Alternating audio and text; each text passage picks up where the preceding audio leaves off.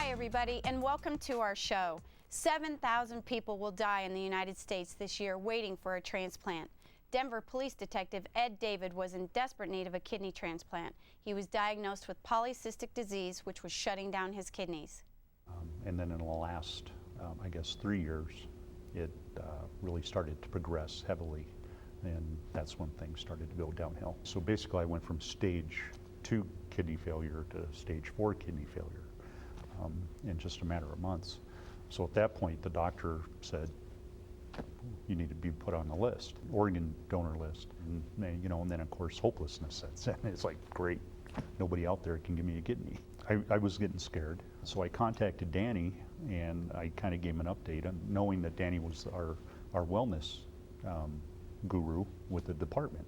When I told Danny my story, he challenged the department to get tested. Out of 1,400 of us, there's got to be at least 10 of us that would probably be a good match. When Danny went in to get tested, the doctors told him he was a perfect match, but he insisted that he remain anonymous.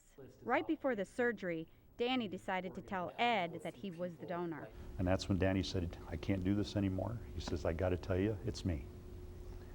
And I mean, just like now, I can feel the blood rushing out of me. I didn't know what to do. I didn't know what to say. It is one of the easiest things to do to be a living donor. I would rather donate a kidney than have a tooth pulled, and that's the honest to God truth. It was that easy. We just need to get that awareness out there that you need to look into it, educate yourself, and you can do it.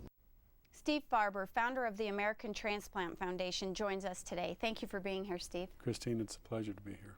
This is very personal to you. Tell us why. It is. About 9 years ago, I went in for a physical, and I was told by my doctor that my kidneys were failing.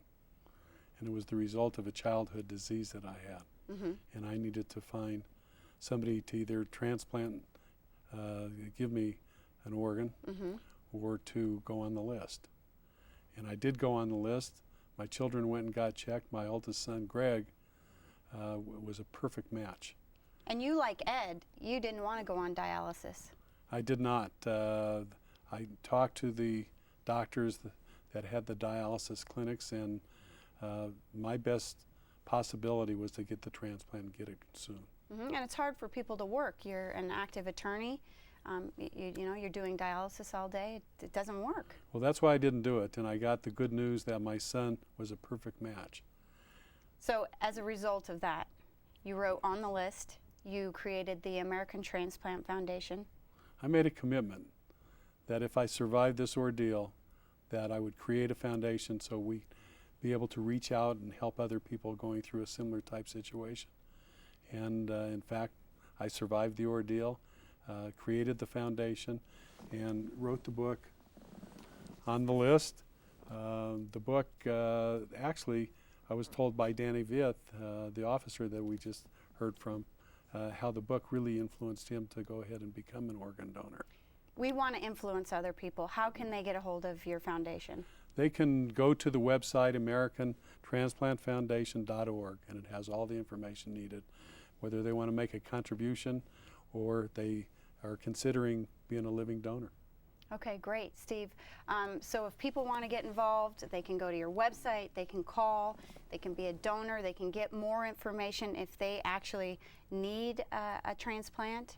And we appreciate all of your commitment and everything that you're doing. Well, it's been a pleasure to do it.